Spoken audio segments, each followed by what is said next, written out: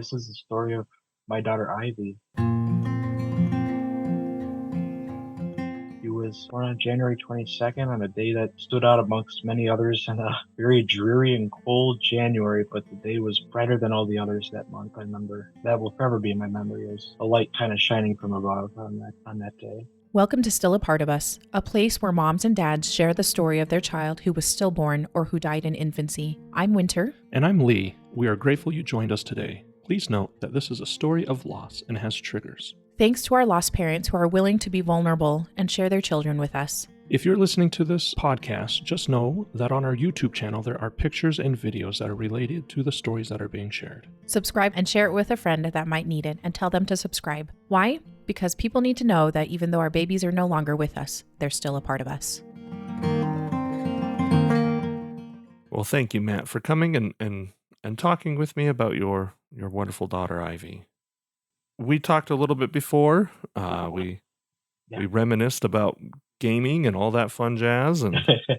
But for the audience, tell us a little bit about yourself. Where you guys are living, where you're living. Sure. Couple hobbies. So I'm currently separated. So Sharon, my ex-wife and I, we did end up getting a divorce. However, we were married at the time of Ivy's birth, and at the time, spent a lot of time working. I was actually a sales engineer for a company that manufactures battery backup appliances downtown Chicago, and was a sales engineer and pretty good at my job. A lot of commuting though. I did a lot of commuting from the Chicago western suburbs to downtown Chicago every day. So I was out of the house for about 10 hours out of the day. Every Monday through Friday throughout the week, but you don't have a Chicago accent, so that's for sure. Yeah. I'm glad I didn't pick that up. Although I do love a good Chicago dog. So yeah, I was going to say, are you a Cubbies or a Sox fan? I'm a Sox guy, Sox side for sure. Well, good. Well, I'm a Cubbies fan, so. Oh boy. Yeah, that's okay. I'll forgive you. Hey, that's okay. Salt Lake might actually get a team if the expansion goes our way. So, I was hearing about that. Yeah, I'd have to give up my Cubbies if Salt Lake gets a team. So yeah. So you're living in Chicago. You're commuting downtown. Well, I was commuting downtown. I'm actually living in Lisle right now. So which is a western suburb of Chicago with my parents until I can afford a place of my own, hopefully. Sometime in the near future, but my parents were kind enough to at least take me back in for now while we're going through we went through the divorce process, so we are officially divorced, but that's something I'll also elaborate on, especially when we talk about the advice, because what led to the divorce, a lot of circumstances surrounding the healing process, which I think trying to kind of jump in the gun a little bit here, but I'll have a lot of advice as far as what to do, what not to do. I think I have a lot of things I want to share about that for other parents that might be struggling right now and looking for some guidance. There's ways you want to heal together. And now, just to let everybody know, Sharon actually reached out to you. She first of all reached out to us to see if she could record about Ivy, and then she told you. So you guys do still have a friendly relationship with each other. Very much so. And that is, I think, very wonderful. So, I'm grateful that you guys are able to be on and talk about your daughter. So both separately, but both able to. So yeah, absolutely. Yeah, it's a co-parenting strategy that we want to keep up, for our kids, and for Orion and for Fiona, our two oldest that are with us.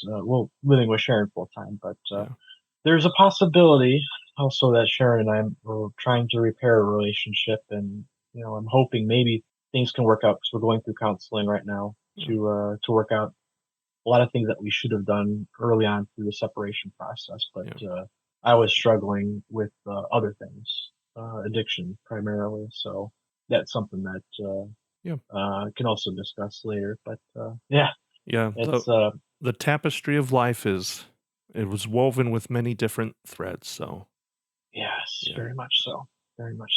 you were telling me that you built your own PC, so Yeah, absolutely. I know, know. I'm you just got it. got a just put this one new together myself. My brother and I have always been big kind of computer nerds. My dad got us started when we were early on because he had gone back to school for computer engineering and programming. So at the time, when I was about 7 or 8 years old, I was lucky enough to watch him, put in IDE cables and SCSI cables and all the old school cables that you don't see, all the old ribbon cables and stuff. Yeah, So yeah. getting to experiment with all that at an early age. I'm trying to do the same thing with Fiona and Orion right now too, and get them interested. And because I think the future is going to be in coding and in IT. As long as have a little grasp on coding and IT, then they'll be set in life. So When the computers take over the world, you got to learn how to, yeah, either help them or dismantle them, right?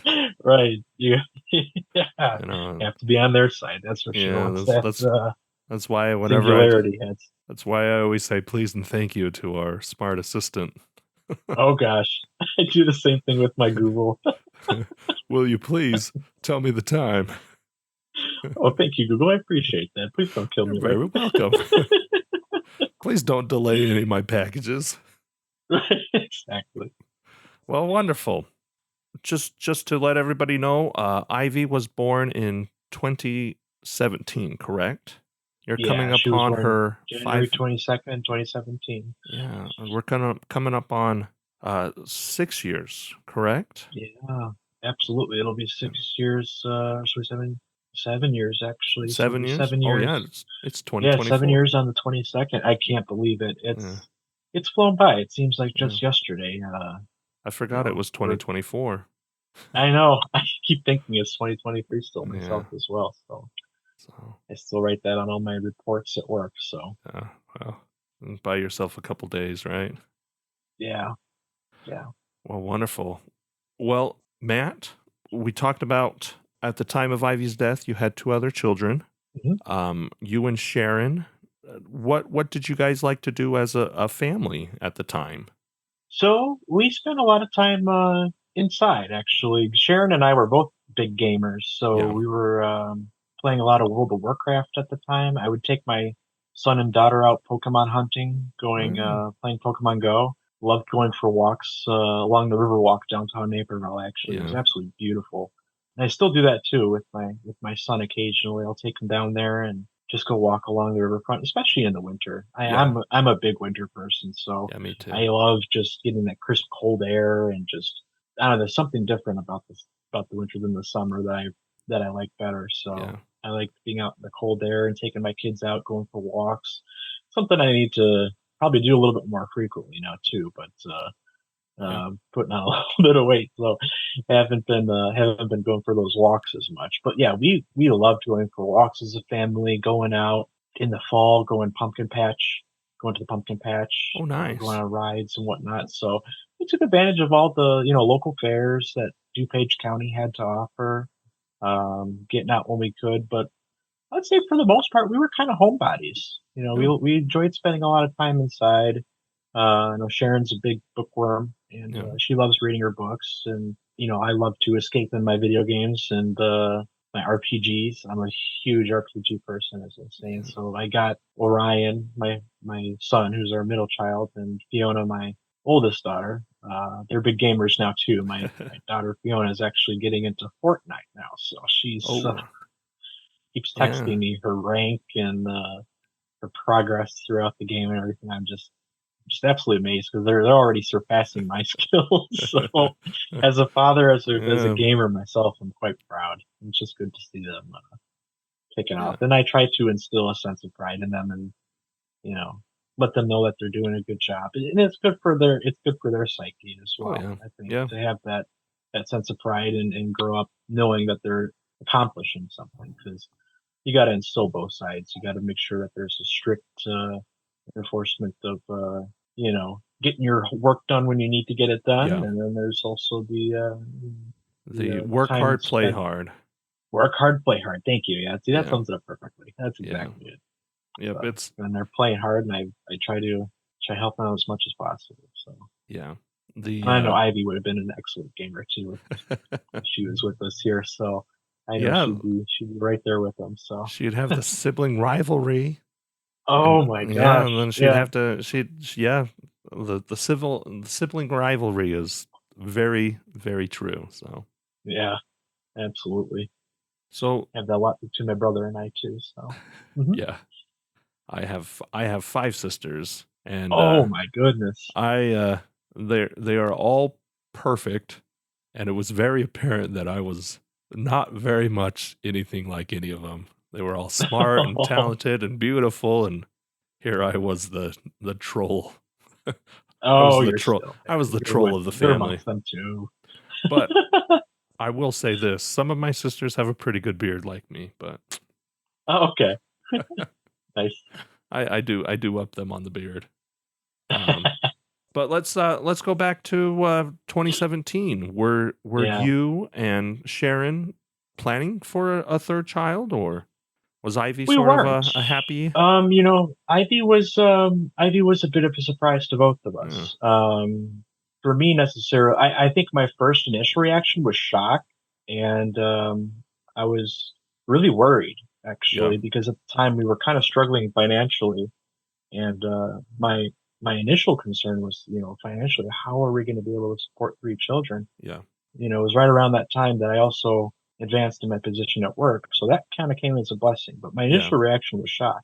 yeah, I was really scared, honestly. yeah, How we were going to be able to provide for all 3 of our children and give them a life that they deserve, yeah. That especially based on one salary. Because yeah, I was the only one working at the time, and just having enough money to supply for the kids was my primary concern. But then, once that baby bump started forming and I felt her kicking and everything, your whole mindset changes. yeah. Nothing else You matters you'll in the figure world you'll except figure for her. something. Yeah, you'll Exactly. figure Everything's just something. gonna fall into place. Yeah, So everything it's will not be worth okay. yeah, it's not worth worrying about all the money and the finances and all that stuff like I was. And in hindsight now, it's all silly. As I've matured, I've realized that everything works itself out, and Yeah, it's really not worth trying to spend too much time worrying about all that. yeah. Just enjoy the time that you have with your child. That's And really as a what it comes child, down to. I can't remember, growing up, I just had Mhm. fun being, and Mhm. I'm sure my parents were just as concerned as I am now with my children, Yeah, but I'm sure my kids are just like, "Yeah, look at this stick I found. This is the best thing in the world. Look absolutely. at these I was rocks." It's like, you know, they could care less about a 401k or, you know. right. Exactly. So, I yeah. watched this skit recently that had these. It was funny. It had these 2 moms talking about how they failed at creating dinner. It showed both perspectives, both from the mom and the children. At first, the Oh moms yeah. were talking like, "I can't believe I put together this horrible meal for our children. I just basically dumped out a plate of tortilla chips and poured cheese on it and served it to the family." And the other mom's like, "Oh, that's nothing." And then she told her story. Then it panned over to the kids, and the kids are like, "My mom made the best dinner the other night. It was all chips and just a mountain of cheese." And the other kid's like, "Whoa, that's Oh man. awesome!" I'm thinking, I wish my mom was doing that. that. Yeah, right, exactly. And that's what matters the most. It's Yeah. the little things. Yeah. It's like the cats playing with boxes more than the toys that are in the boxes. Yeah. I always like making that analogy. Yeah. So, I just remember because I've been trained as a chef, and I've made oh macaroni and cheese and stuff, the fancy stuff with the bacon and the crumbles and the bechamel yeah, cheese sauce. And my kids love that. And then as we're walking down the groceries aisle, they'll see a box of Kraft. They're like, "We love that Kraft macaroni and cheese." And you're like, "I'll make you some macaroni." And they're just like right. eating it up like what?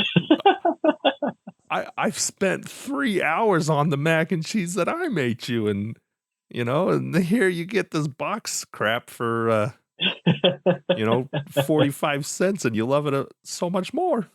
Right, So, that labor of love that you think that's yeah, gonna go into it, right. yeah. So, Yeah, well, that's good. funny. So you were at first there was a little bit of interpretation, but then, Mhm. as you said, the baby bump came, and Yeah, of course you just fell in love with with your little baby daughter Ivy. Absolutely. Snuggling up at night and just feeling her kicks and all that over time as she slowly grew. And, we got the 4D scans done, I think, with all of our children. And, we look in at the facial structure and everything. And, like I said, she had kind of my upper half, like my forehead, my brow, my eye structure. And then she had Sharon's lower half, like the nose, the mouth section. So it was perfect. She was a perfect mix of both of us. But I think out of all three of my children, the overall facial structure, she looked the most like me. Wow. So it's a lot of mixed emotions that go into it. Yeah. Because I personally delivered Ivy as well. So I'll always remember her face as soon as she was brought into the world. Those images were forever instilled into my memory. So. Yeah. Well, let's talk about the pregnancy. Was it an easy pregnancy for Sharon, or was there issues? Easiest of the three for sure. Only because she spent the least time in labor. I know she started her contractions the day before. Well, let's talk about like the process of the pregnancy. The scans, the 20-week scans. Did you guys figure out Ivy's gender, or? No, we wanted to leave Ivy a surprise. You wanted to leave her a surprise. Yeah, if I recall, Ivy was a surprise. Ivy was a surprise up until the moment that she was born. Until she was born. I didn't want to know. I remember that. I did not want to know until she was born. So we had scans done. Yeah. We had the 4D scans done. That's how I saw the facial structure and everything. And about a week before she was due, Sharon was in a minor car accident. Just a little fender bender.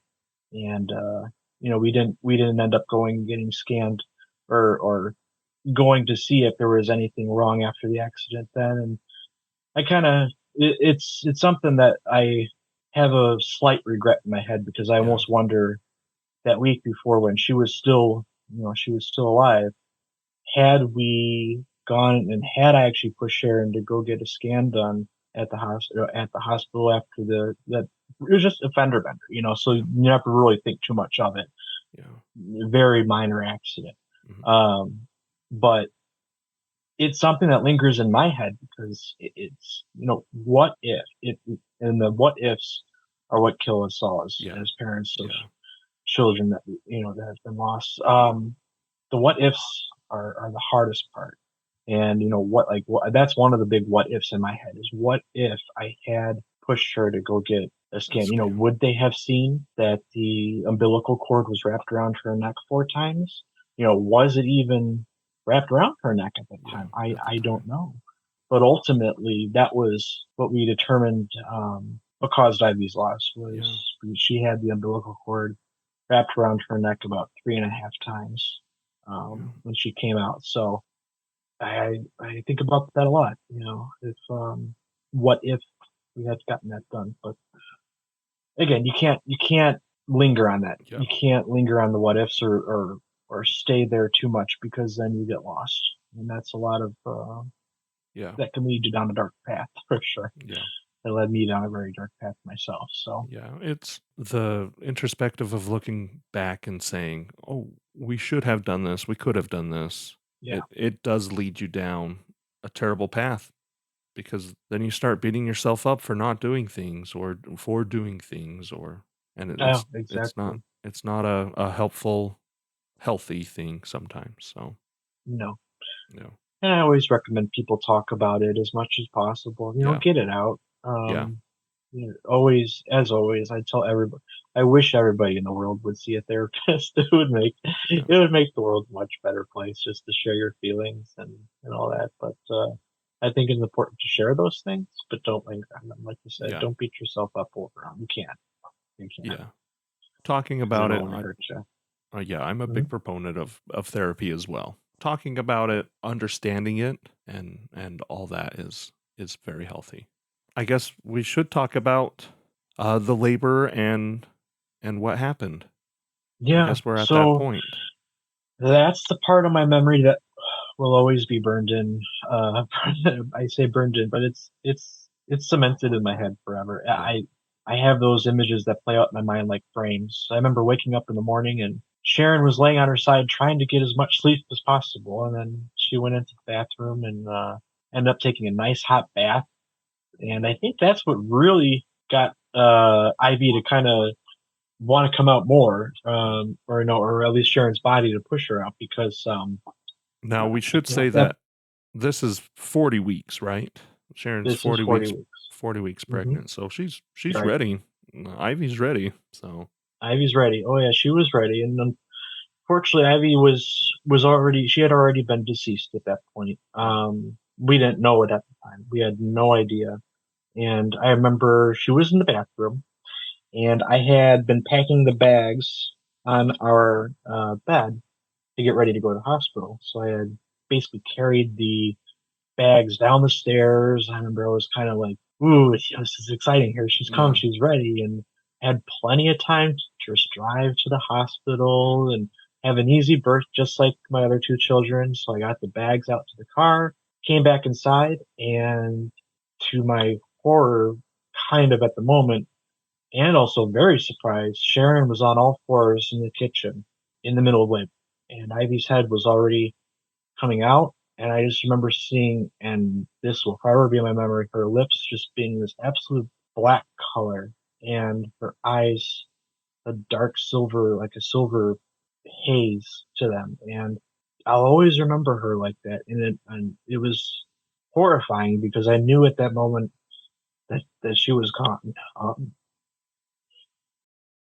It's really hard to talk about because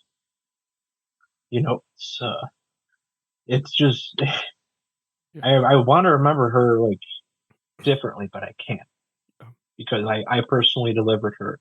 I walked over after I got back inside and I saw her um, help deliver her.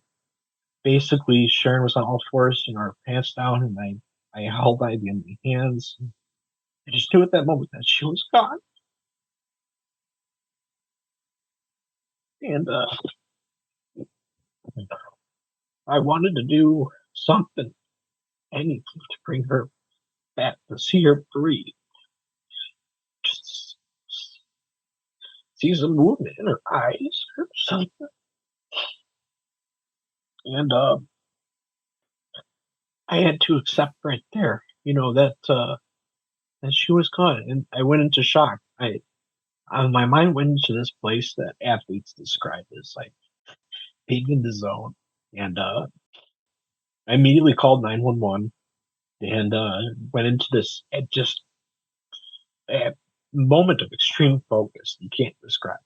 Yeah. It's you just go on autopilot. You're not even in control. Like your primal instinct, something Yeah. deep inside that exists takes over, and you don't even have like conscious flow of thought. It's just this weird primal state.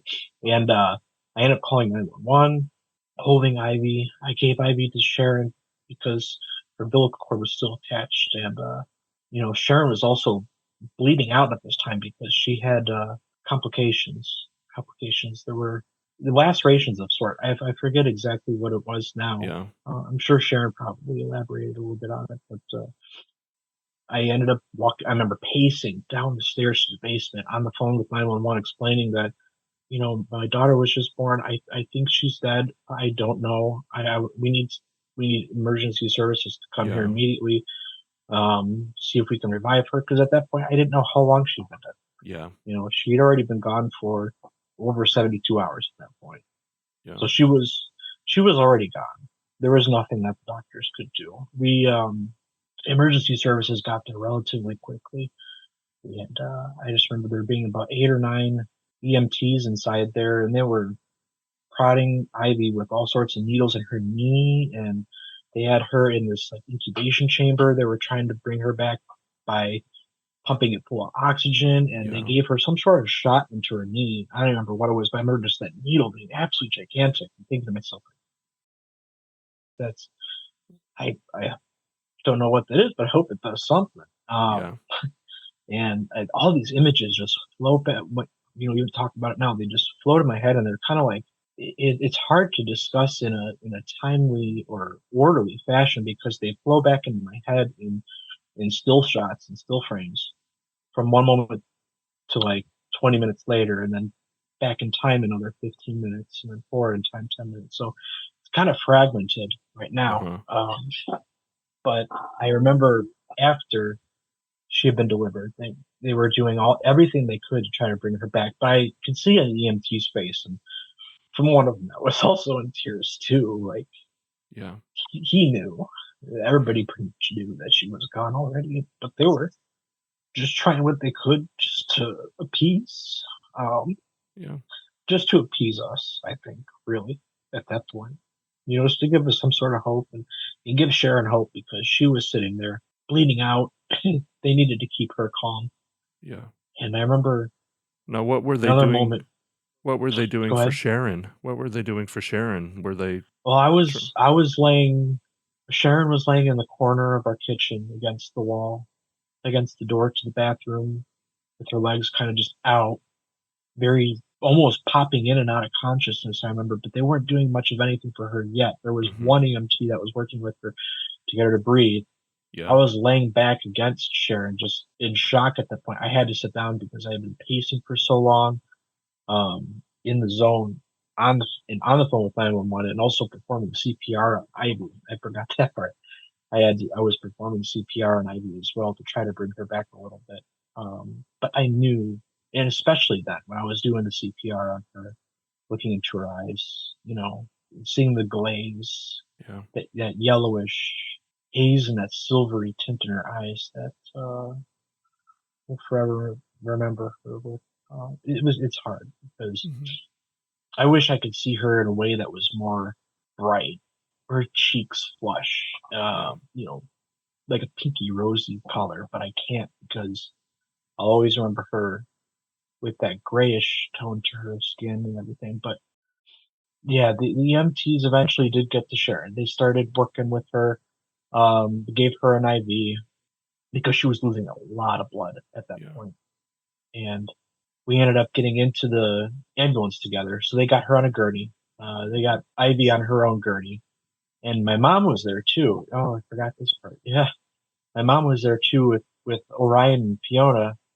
And when Sharon was initially giving birth, if I go back to that for a moment, the moment when she was on all fours, basically delivering Ivy, or Ivy was coming out, and I walked over to deliver her. I yelled over to my mom. I'm like, "Mom, get the kids upstairs," because I didn't want them to see this. I didn't want them to see or have the same trauma that I had, because I knew that if they had seen Ivy in that moment, they would forever. Yeah, it would be hard. Trauma. It would be very hard for them, and at that age, I don't think it was right for them. I wish they had, like I said, I wish they had been able to see her, but the way that she was born, it wasn't right. It wasn't right. They didn't need to go through that level of trauma. So I think my daughter Fiona, my oldest, holds a little bit of resentment for that because she feels like she wanted to see Ivy. I think I made the right decision though by not letting her and my mom taking them upstairs. But she had them upstairs so that they didn't know what was going on. All they saw was the ambulances coming out. Yeah. Sorry, I'm pitching with something. They saw the ambulances come over, and all the EMTs come inside. And my mother-in-law, when she arrived, there was a police officer that was at the door, and she was trying to keep her out. And I kind of peeked over my countertop, and I saw her kind of trying to push her way through the police officer's way, and she was reaching for her baton. I said, "Let her in. That's her mother." And I pointed to Sharon. And the police officer kind of looked back. I said, "Let her in now," because I was in the shock moment. Yeah. And she came in and she just screamed. And she's a very strong woman. I mean, Sharon's mom she's been like an executive for a lot of high-end companies and very, very strong-willed. Kind of like the Tiger Mom, I always say. She's very much like that. And hearing her let out that scream, that visceral was just scream. so blood-curdlingly. It was odd because you don't expect that from somebody who holds that stature, or that level of strength. But we had our immediate family there, both of our mothers at least, for the pregnancy. It was hard. We got into the ambulance. So kind of jumping back forwards again. Sorry, I'm jumping all over the place. Again, it comes into my mind in these frames, these still shots that jump back and forth between moments. So it's hard to organize, even though I have it all written down. But we got into the ambulance. Sharon was still on her IV. They had IV in a separate ambulance because, they had 5 or 6 EMTs in there with her trying to do everything they could. And then I remember getting to the hospital. Sharon's grandmother showed up. Sharon was immediately brought up to another room. Now, Sharon didn't really know what was going on yet. I don't think she realized that Ivy was gone, only because she was kind of in this very lucid state of consciousness, and because how much blood she was losing, and she was going through her own thing, and she was stabilized eventually. By the time that I arrived at the hospital, they brought Sharon upstairs. They brought myself, Sharon's mom, and Sharon's grandmother, who had also arrived to the hospital separately, into a waiting room. And we waited and waited, and it seemed like eternity. It was just probably about 10 or 15 minutes, but it seemed like hours and hours had passed, and just waiting. And finally, the doctor came in and he said, unfortunately, there's nothing we can do at this point.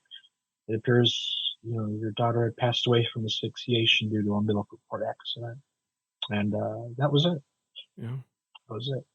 It wasn't the end of the story, but it was like the end of my hope. Yeah. At that point.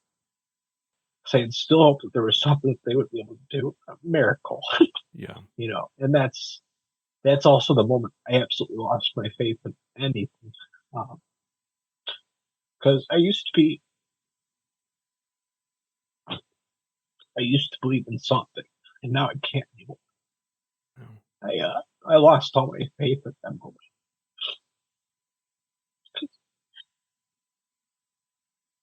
I thought to myself, if there is a higher power, how could they let this happen?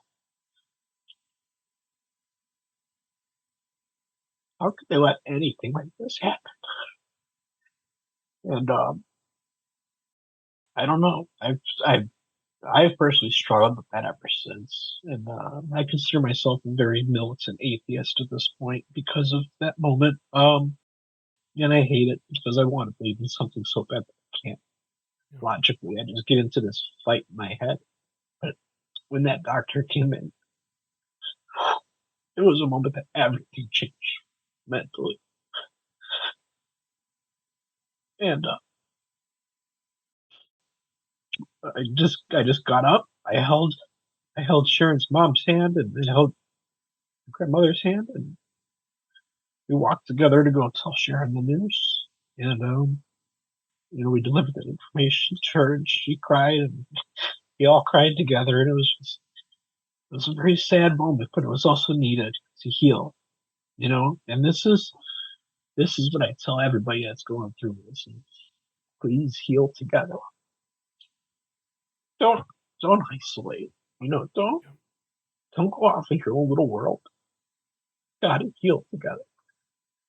Because if you don't, it'll ruin you.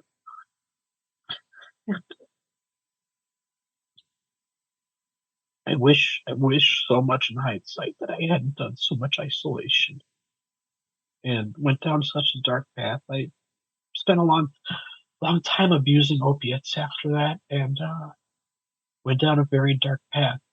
Like I said, it destroyed everything in me as far as any sort of faith in the deity or possibility of there being anything, because now I get into this logical argument in my head that how could there be any sort of higher power that exists if they would let something like this happen? I know it's so dark and it's so dreary, but it's a logical argument I get into in my head now, and it's one of my thoughts that I constantly go through after Ivy's death.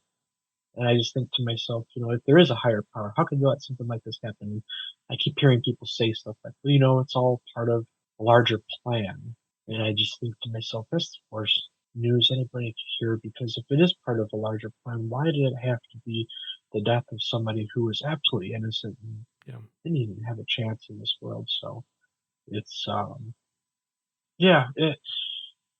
those moments, they just flow into my head. But after Yeah. after we went and told Sharon the news, we all kind of huddled up and did our crying together, and just remembered Ivy. We got her baptized. We did get her baptized at the request of my mother-in-law and my mom and my dad. They're still very much religious, and we wanted to honor that. And heaven forbid if there is something after this. I just wanted her to be prepared to go there and at least be baptized. At least if I'm not saved, if there is something after all this, I just wanted her to be saved. So Now, I do have to say this, out of respect for you, this is your story. So I know there's going to be people who will listen to this who will get upset about your personal views. yeah, So this and is that's your, okay. yeah, and I want to show you respect, and I want to empathize and sympathize with you. When I found out my son was dead, it was a very problematic spiritual crisis for myself as well. Yeah, And that same thought of how could a God allow something to happen. So thank you for talking about that. Thank you yeah, for opening up about that, because yeah, it's a very visceral, it's a very hard and heavy, and you said a couple of times, a dark path that yeah. we have to tread, and everybody has to tread it who has gone through this. Everybody does, and Yeah. it's a path that's It's a hard the one. if It's, yeah. But if you have the right tools and you have the right mindset, you yeah. can at least go through it together. Yeah. Um, that's what matters in the end, is going through it together. Don't Yeah. don't feel like you have to do it alone ever. Yeah. You've always got somebody there, even if you don't have immediate family nearby or friends. There's always somebody who's going to be able to listen Yeah. and be there for you. So I'm hoping that at least this whole story helps. And if people get angry, I apologize again. This is just my Yep, belief. this is It's hard, yours. This is your right? story, so But I can't comprehend it anymore. And Sharon, God bless her. I say God bless her because she still believes. I just hope that people can find some sort of strength yeah, to carry on throughout the loss of their child, and yeah, just remember the positive things. Like, I do have dreams that come to me every so often. I shared one of the dreams that I have that's kind of dark, where Ivy disappears in this lake that's very similar to like the place Eleven goes to in Stranger Things, that black viscous substance where Ivy just disappears into it. I'm digging to try to get her out and pull her back to reality, and I can't get her, and I wake up. But I also have dreams of her, like, where I'll be sitting on a bench and she'll be playing with Orion in a park. And it's funny because, like, my mind puts together this face on her that tries best to comprehend, what she would look like yeah, based on, the facial features that she had from delivery. And my brain does its best job to try to put together those pictures, and it's just nice because I get to see her every once in a while. And if anybody has dreams, hang on to those, because even if they're kind of dark, or even if they go down a dark path, at least you're getting to see your child. yeah, At least the best way that your brain knows how.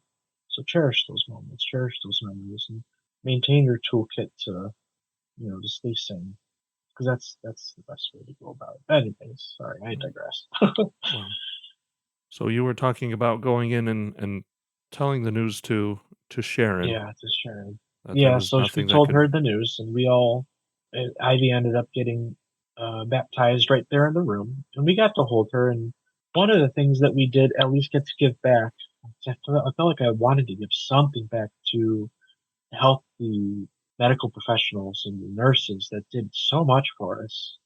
And one of the things that was given to us was what's called a cuddle cot. I'm not yeah, sure, well, a lot of people are probably familiar with this. yeah, Especially that go through stillbirths, but it allows you to spend time with your child after they've left, so they've been deceased, and hold them and spend time with them. So we did get to spend a lot of time with Ivy, actually about 2 days, before she started to and leave us. yeah, But you know, I think a lot of those memories that we get to cherish with her are important.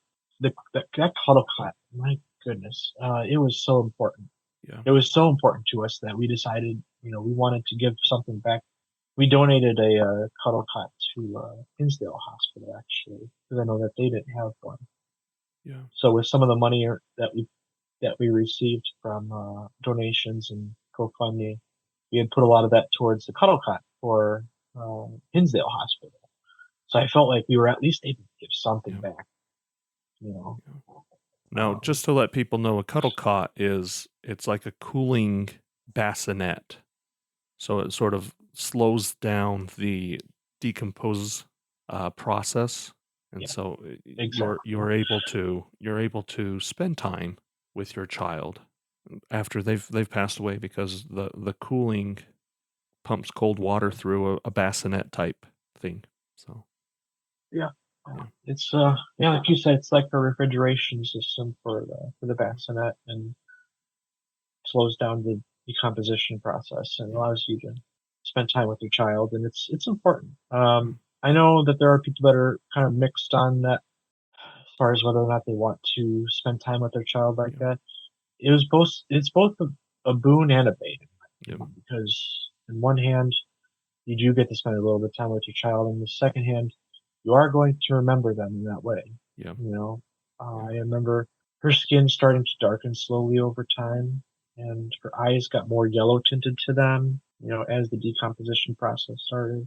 So it's hard. It's yeah, really hard to see your child like that, but it's also important to hold them close to you, just to get that skin to skin contact, especially for moms and dads that are grieving like that. I think that was extremely important to us. And if you do believe in the soul, which I really still want to, even though I'm going through this whole existential crisis constantly in my head, I feel like at least if there is a soul, holding her close was able to help her release yeah, happily somehow, maybe. yeah, Um, with the time that we spent after we told Sharon that she had passed, our whole family was there. Everybody showed up from aunts and uncles, uh, friends that even came from out of state. My goodness. And I had my friend Igor from high school show up there, and, even showed up just to say hi. And, it was nice. It was nice to have so many people yeah, there, because you want to share your story so bad. You don't want your child to be forgotten. And God bless you, bless you for doing this podcast too, because getting the names out there is really something yeah, else. And getting these stories told, it's yeah. really nice. I love it. It's our children, both living and deceased. Our children are so important to us. Yeah, They have written their history in our lives forever. It is an eternal bond that we have with our children. And just the fact that they have passed away doesn't mean that they are not important to us. right. And we just have to parent them differently. The Yeah, way we that's parent our living children and the way we parent our children who have passed away are a little different, but it's still yeah, parenting. It's still building a legacy with them. absolutely, So, absolutely.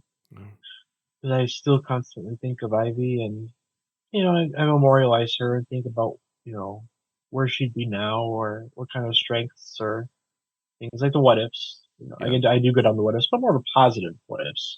yeah. From a parenting perspective, you want to see like what kind of strengths, what kind of weaknesses would they have? Yeah. What would they look like? What? She'd be turning 7, so she'd be, hmm what would that be, second grade? She'd be going Second in grade. first or second grade.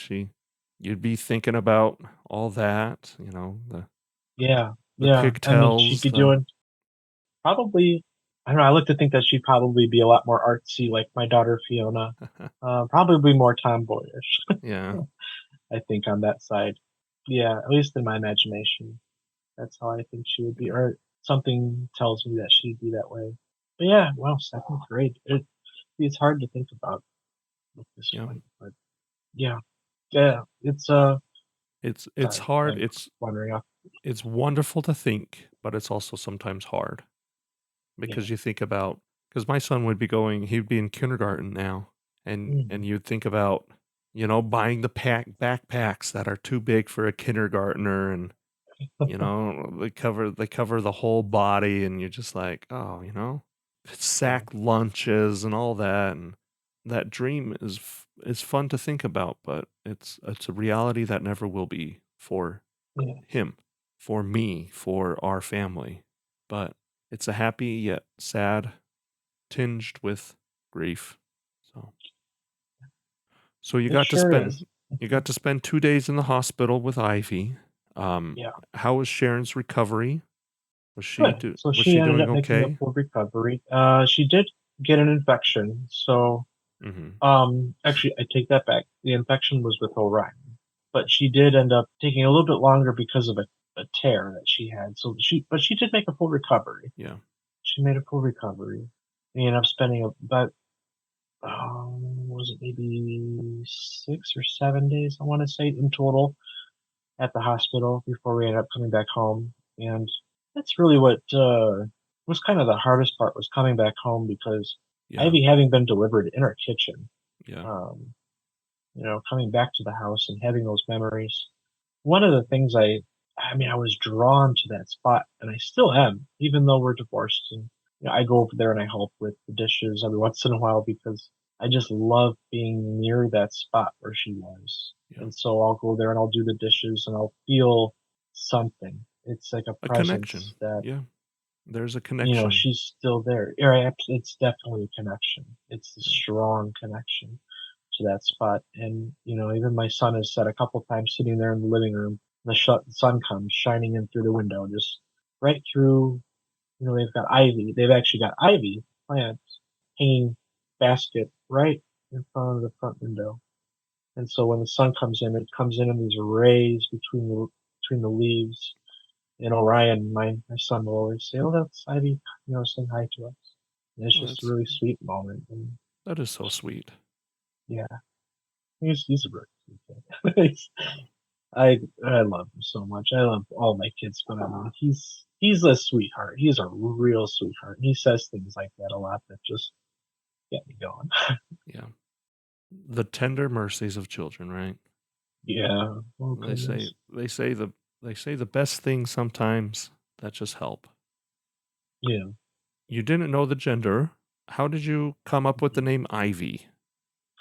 So I was actually on our original list. We had a whole bunch of names, even names like Zelda, just being a gamer had Yeah, to, of being a course. gamer. And so Ivy was one of the original names that I think we had from 2010, back when we were, or was it 2000? It was actually 2000, early 2010. Yeah, Yeah. we were putting together names for Fiona, our first daughter. Oh. So we had that name left over, and I think it was because we just loved the name of the plant, and Rebecca was Sharon's idea. If I remember correctly, there was a Rebecca on her side of the family that she wanted to honor, and that's how we came up with the name Ivy Rebecca. So yeah, but that was from our original list that we had with Fiona, if I recall correctly. So Oh, good. It's a yeah, beautiful name. Ivy is thank you. such a very beautiful name. So, Yeah. and then funeral arrangements. How did you guys go about doing that for Oh my goodness, the Ivy? funeral was hard because we picked this small casket, so Yeah. waterworks are going when you're picking out the casket and getting the funeral together. But we did have a funeral service for her. This was in, not Lombard, but right off of Route 83. There's something Mary Cemetery. Oh my goodness, the fact that I can't remember right now is something else, because my memories are still going into. I'm still kind of in Yeah. this mode from the shock, Yeah. Sort of a survival. from the survival sync, right? Yeah. So I can't remember the name of the cemetery at the moment, but it was it's right off of Route 83 and Roosevelt Road over there. I know exactly. I picture it in my head. I could drive Yeah. there right now with no problem. Wow. St. Mary or St. Mary's over there. Anyways, I remember the day being very snowy. It was actually a lot like yesterday. Mm. A lot like yesterday, where we had the snowstorm here in the Chicagoland area. Big snowstorm yesterday, and it was very much like that day. It was almost whiteout conditions. I Yeah. remember showing up in my car, and I was out of it, unfortunately, because, like I said, at that time, I was also battling an addiction. So I was kind of coming in and out of it as far as battling my addiction. But I remember spending so much time with Sharon, just holding her throughout the whole service. Sharon's mom got up in front of everybody. We had a full, oh my goodness, it must have been at least 150 people that showed up from coworkers, friends, family. I mean, Sharon comes from a very large family. I come from a very small family, Yeah. a much smaller family in comparison. But, just the amount of family that showed up on her side and our side was surprising. I mean, I saw relatives I didn't expect to show up, Uh-huh. and just having that level of support, like I said, if you don't believe it, if you don't believe you got anybody there, just reach out because there's Yeah. guaranteed to be somebody who will help or be there for you. Because the amount of people that reached out for Ivy was unbelievable, and it was just such a blessing to have everybody there and just know that we could share her memory together. It was a beautiful moment. It was hard. I remember just holding Sharon. I had my arms wrapped around her shoulders, and I had my head on her shoulder.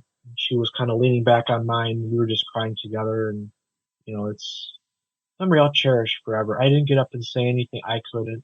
I Yeah. was so not only out of it from still being in the shock, but also just I didn't feel like I could say anything really worthwhile, or I felt I don't know. I was still going through a very much of a guilt process at the Yeah. time because of the that accident that was a week before, Yeah. and the thought that maybe if I had done something different, I was very much in a guilt state at that point.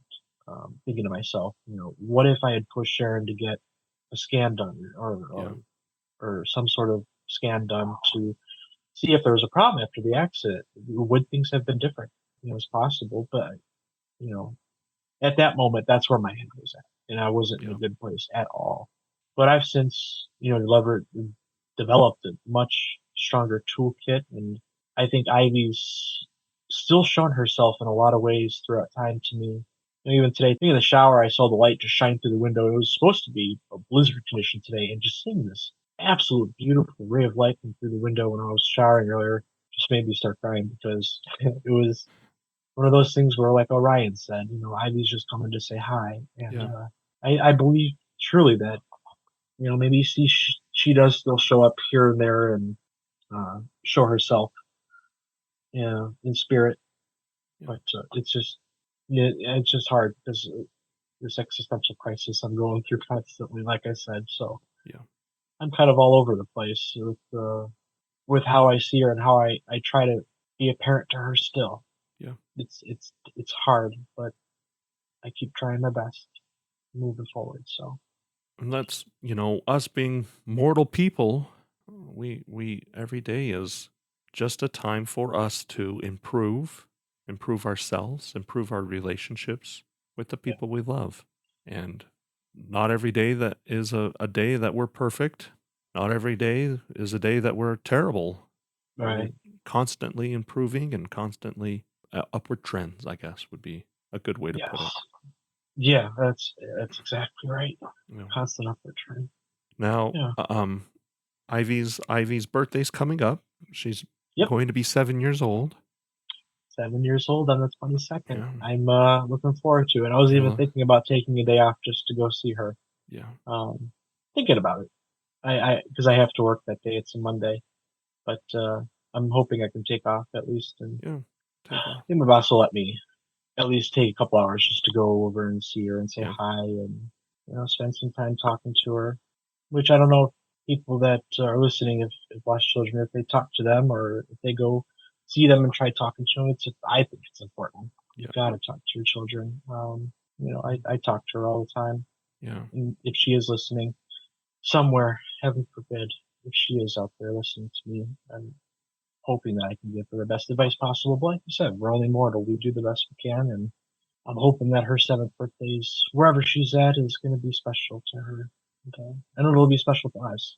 yeah, So I'm thinking about getting back in touch with Sharon and seeing maybe if she wants to go together and maybe bring some flowers for her or something like that. yeah. So Well, just cherish the memories.